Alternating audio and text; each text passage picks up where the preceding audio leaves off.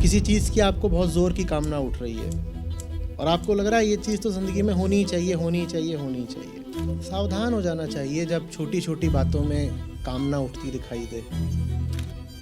Tell tell science होते हैं, सशक्त संदेश। कामना भीतर इतना बड़ा मुंह फाड़े खड़ी हुई है और वो बहुत अनशंट काम कराती है।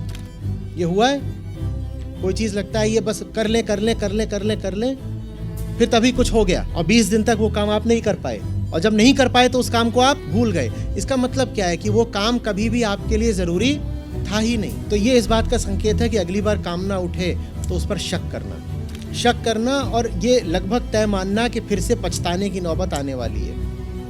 पिछली बार कामना उठी थी, कोई निर्णय कराया, कोई खर्चा कराया और बाद में हम पछताए।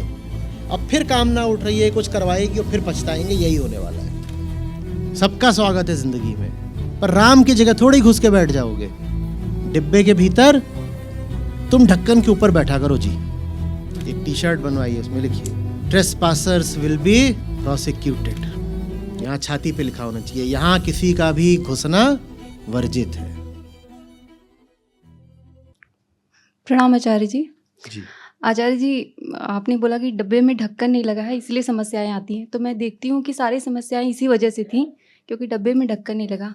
तो आत्मज्ञान का प्रयोग किस विधि मतलब कैसे करूँ कि ये डब्बे में ढक्कन लग जाए?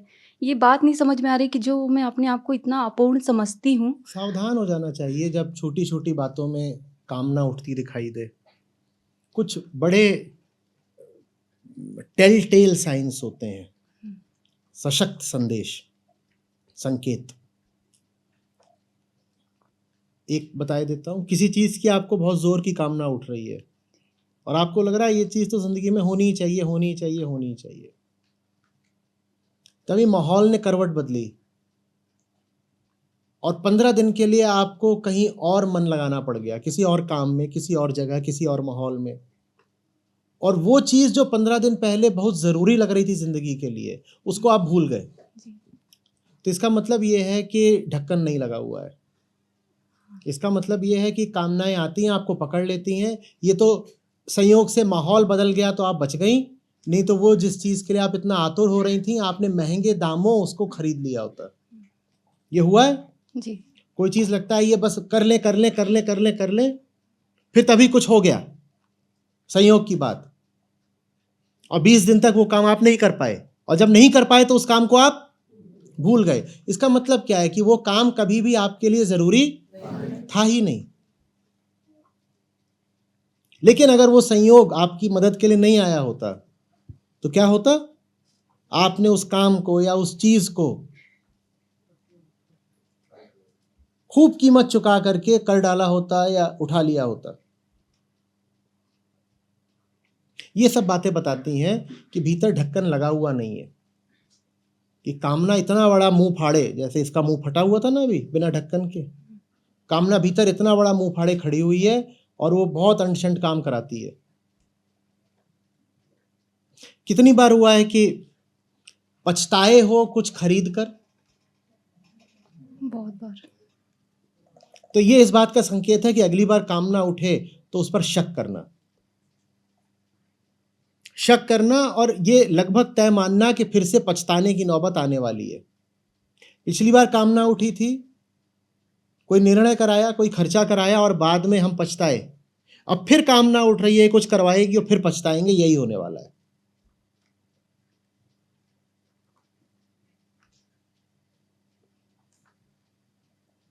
मुझे तो सुबह सुबह लगती है भूख।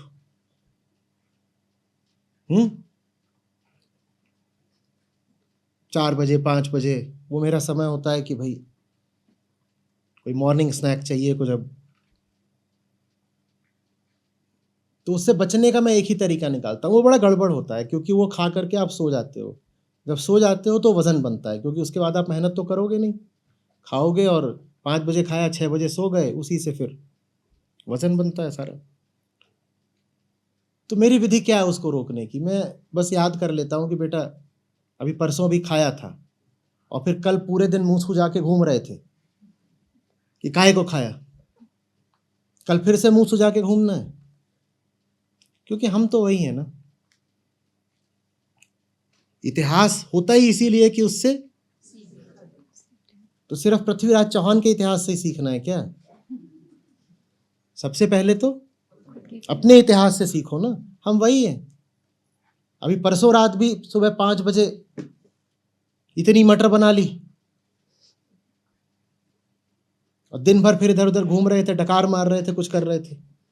आज फिर तुम्हें तरंग उठ रही है कि चलो कुछ बनाया जाए। कल फिर पूरे दिन अपने आप को ही कोसोगे कि ये क्या किया, ये क्या किया।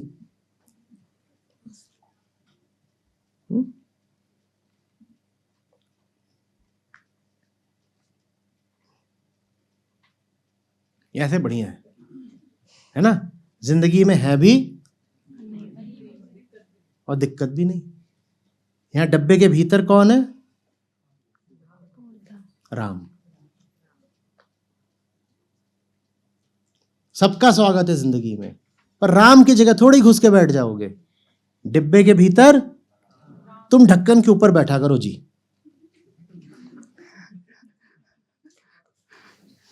तुम्हारी जिंदगी में रहोगे, पर वैसे ही जैसे कोठियों में गार्ड रहते हैं, उनके लिए कमरा बनवा दिया जाता है बाहर, भीतर तो राम रहते हैं। तुम वहां बाहर बैठा करो, बढ़िया आदमी, अच्छे हो, खाना पानी तुम्हें पहुंचा देंगे, ढक्कन के ऊपर बैठ जाया करो, बढ़िया है।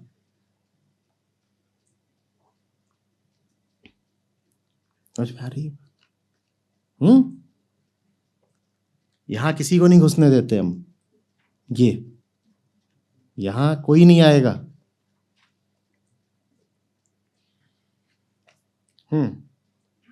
धन्यवाद आचार्य जी। एक टी शर्ट बनवाइए, उसमें लिखिए ट्रेसपासर्स विल बी प्रोसिक्यूटेड। यहां छाती पे लिखा होना चाहिए, यहां किसी का भी घुसना वर्जित है।